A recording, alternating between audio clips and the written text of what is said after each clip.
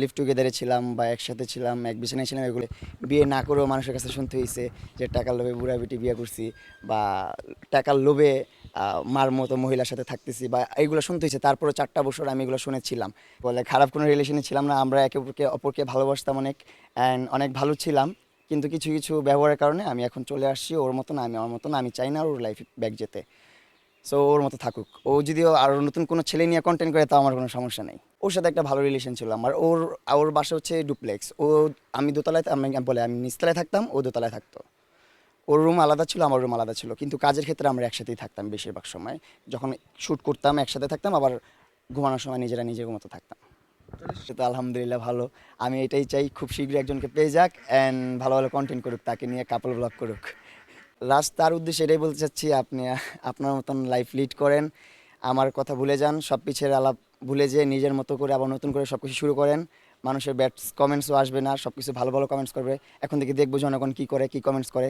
যদি খারাপ কমেন্টস করে, তাহলে আসলে আপনারা বিকৃত মস্তিষ্কের মানুষ। কারণ একটা মানুষ, যে দুইটা মানুষের রিলেশন নিয়ে আপনারা বাজে মন্তব্য করছেন, তারা কিন্তু এখন আলাদা হয়ে গেছে।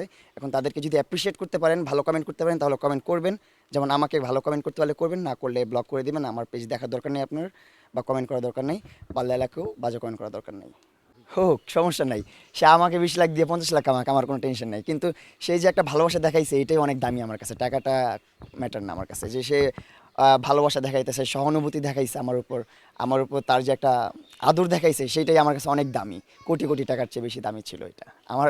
ও আমাকে আমার চেহারা বিক্রি করে বা আমারে বিক্রি করে, ও পেজ করুক, টিকটক অ্যাকাউন্ট করুক, হাজারটায় পেজ বানাক, হাজারটা ইউটিউব চ্যানেল বানাক, হাজার হাজার কোটি টাকা আমাকে, আমার কোনো টেনশন নেই।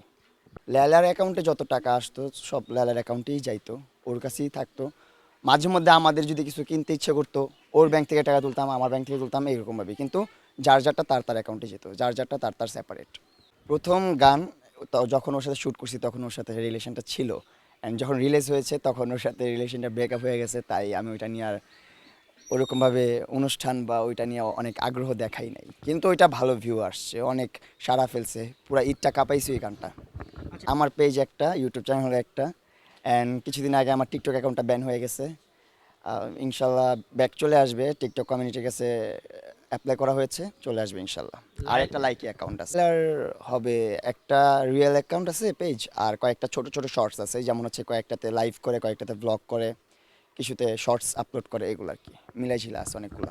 হ্যাঁ অবশ্যই, ও তো আমার আগে, অনেক আগে এগিয়ে গেছে। ওর তো কিছুই ছিল না সোশ্যাল মিডিয়াতে, কিন্তু ওর অনেক হয়েছে। মানে এখন আমি মনে করি যে আমারই হয়েছে। আমি এটা নিয়ে কখনো মানে মন খারাপ করি না, বা এটা নিয়ে কখনো চিন্তা ভাবনা করি না আমি। আউটসাইড কাজ করলে তো নিতাম অবশ্যই, পেমেন্ট ছাড়া তো কাজ করবো না আউটসাইড যখন কাজ করি। কিন্তু লেলা যখন কাজ করে, ওইগুলো তো পেমেন্ট কিসের? আমরা তো একসাথে ছিলাম, আমি ওরে কাজ করে দিতাম, একসাথে কাজ করতাম। ওর এডিটিং যা ছিল, ওর কন্টেন্ট সব কিছু আমি করে দিতাম। এখনও মোটামুটি এডিট করতে পারে, মোটামুটি ভিডিও করতে পারে, মোটামুটি লাইভও করতে পারে, মোটামুটি অনেক কিছু শিখে গেছে। আমার থেকে এক্সপার্ট এখন ও বেশি। এখন আরও যে কপিরাইট ইস্যু টিস্যু আছে, এগুলো সব কিছু নিজে নিজে সলভ করতে পারে, আমার চেয়ে ভালো পারে। না না, আমার ওই টাকার উপর কোনো ইয়ে নেই, লোভ লালসা বা ওইটার উপর কোনো আমার দাবি ওরকম কিছু নাই। ওর পেজ, ওর যেইভাবে ইচ্ছা, ওর যা ইচ্ছা তা করুক, আমার কোনো সমস্যা নেই। আচ্ছা, আপনি কবে ছেড়ে যাচ্ছেন লাইলাকে, এরকম একটা প্রশ্ন আমি সবসময় করি। এই তো চলে আসলাম।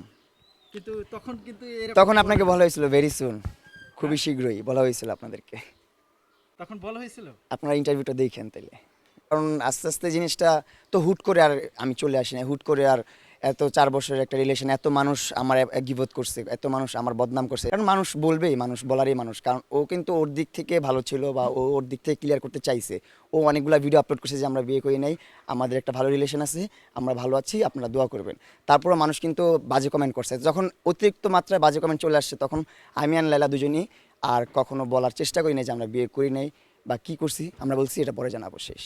কারণ জানে আর লাভ কি? জানাও যদি আপনারা জানতে চান না, তারপরে জানা লাভ নাই তো, তাই আমরা জানাই নাই পরে। পরিষ্কার করে দিলাম তো, সব কিছু খোলাসা করে মানে দিলাম। তার সাথে আপনার প্রতি এত দুর্বল কেন, বা ভালোবাসে আপনাকে? ভালোবাসে সেই বিধায়। কিন্তু মানে অনেক মানুষে বলে যে আমরা হচ্ছে ফেক। কারণ আপনারা শুধু ভিডিওতেই দেখেন, কন্টেন্টে আমরা যা দেখাই তাই জানেন, কিন্তু পার্সোনাল লাইফের কোনো কিছু আপনারা জানেন না। সো আমরা বলছি, আমরা ওইরকম ইলিগেল বা কি বলো, ভালো থাকো, ভালো ভালো ব্লগ করো। আর আগামীতে যে আসবে তাকে নিয়ে সুন্দর সুন্দর ব্লগ করো, ট্রাভেল করো, বিদেশ বিদেশ ঘুরো, সুন্দর হবে। না, আমার জীবনে কেউ আসে নাই, আর আসবেও না ইনশাল্লাহ। কারণ আমার এখন আর এগুলোর মধ্যে কোনো ইন্টারেস্ট নাই। রিলেশনের প্রতি কোনো কোনো রকম ইন্টারেস্ট নেই। আমি কোনো রিলেশনে যাব না, আমি সিঙ্গেল থাকবো। অ্যান্ড কন্টেন্ট করব আগের মতন, আগের প্রিন্স মামুনকে আপনারা যেভাবে চিনতেন, একটু নাচানাচি করতো, দৌড়াদৌড়ি করতো, পাগলামি করতো, চুল কালার করতো, কী করতো না করতো, ওই রকমই পাবেন, কিন্তু Nice. একটু কোয়ালিটিফুল পাবেন। সি- সেই সাথে সুর মিলাবো কেন, আমাদের এই দেশের বাদ দিলেও কিন্তু আরেকটা দেশ আছে, সেখানেও কিন্তু আরেকজন আছে, সেও সিঙ্গেল থাকে, তার সাথেও কম্পেয়ার করতে পারেন। হ্যাঁ, দেখা সাক্ষাৎ হয়েছে, ও চাঁদ রাতে এসেছিল আমার বাসায়, দেন দেখা হয়েছিল, দেন আমি বলছি চলে যাও, বাসায় থেকো না, পরে ও চলে গেছে। আবার কয়েকদিন আগে আসছে, আমি বলছি তুমি চলে যাও, আমার রুমে বসো না, আমার রুম থেকে চলে যাও, চলে গেছে। বাড়িতে মেহমান আসলে এইভাবে ইয়ে করেন আপনি? না, আমার আমার হচ্ছে যে মেহমান না তো, ও তো আমার একজন আপন মানুষ ছিল, আচ্ছা, এখন নাই। মানে সেই অপমান করতে না, মানে আমি আমার রাগ থেকে, গুসা থেকে বলছি। না, এবার আর কোনো রাগ ভাঙার সম্ভাবনা নাই। আচ্ছা, ওই যে বললাম 2 দিন আগে আসছিল, তখন হচ্ছে আমার আপন ফুপু মারা গেছে, তার জন্য সবাই দোয়া করবেন, সবাই দোয়া করবেন আমার ফুপুকে যেন জান্নাতবাসী করে আল্লাহ তাআলা।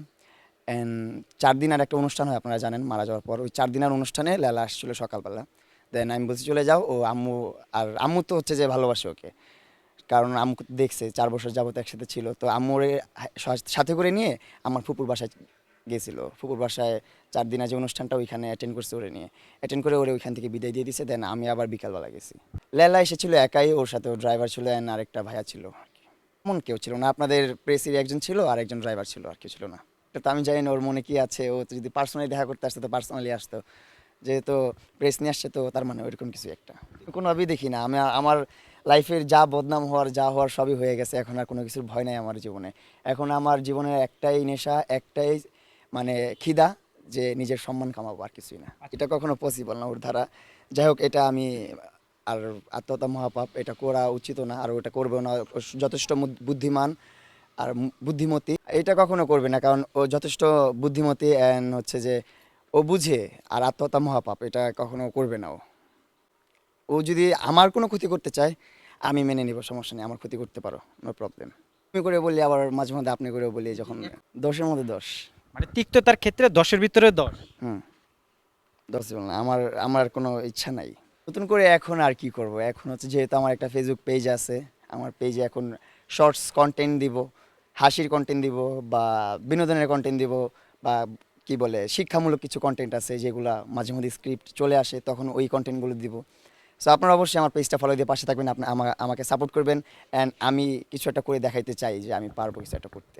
আমার ভালোবাসার মানুষের কাছে আমি সারা জীবন কৃতজ্ঞ, তাদের তাদের কাছে আমি মুখে বলে প্রকাশ করতে পারবো না, কারণ আমার বাবা মার স্বপ্ন আমি পূরণ করতে পারছি আপনাদের কারণে। যেমন আমার বাবা মার স্বপ্ন ছিল একটা দালান বাড়ি হবে তাদের নিজেদের, তো তাদের নিজেদেরকে একটা দালান বাড়ি করে দিতে পারছি, এটা আমার অনেক বড় একটা অ্যাচিভমেন্ট আমার জীবনের, এটাই আমার সফলতা। যতই গালাগালি করেন, যতই যাই করেন, আমার জীবনে যতই পাপ করছি, আমি একটা পুণ্য করছি, আমি আমার বাপ মার একটা বাড়ি করে দিতে পারছি, এইটাই, আর কিছু লাগবে না আমার। আর হেটার যারা আছেন তাদেরকেও লাভ ইউ, কারণ আপনারা তো এত সময় ব্যয় করতেছেন, সময় ব্যয় করে আমাকে দেখতেছেন, কি করতেছি না করতেছি, কই যেতেছি, কি পড়লাম না পড়লাম, কি বললাম, মুখটা কেমন করলাম, সব কিছু লক্ষ্য করতেছেন, কোন জায়গা থেকে খুদ ধরবেন। খুদ ধরার জন্য কিন্তু বেশি লক্ষ্য দিয়ে দেখতে হয়, আপনারা খেয়াল করবেন।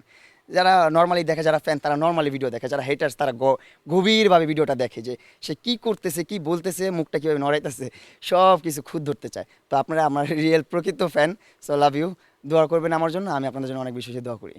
বেশি কষ্ট বলতে কি, আর এক পৃথিবী সমান যদি কষ্ট পাই, সেই কষ্টটা নিয়ে আমি যখন আমার মার কোলে চলে আসি, তখন আমি সব ভুলে যাই। এখন মনে হয় কি, তখন মনে হয় আমি জান্নাতে আছি, অ্যান্ড ফিল রিল্যাক্স, সব কিছু ভালো লাগে।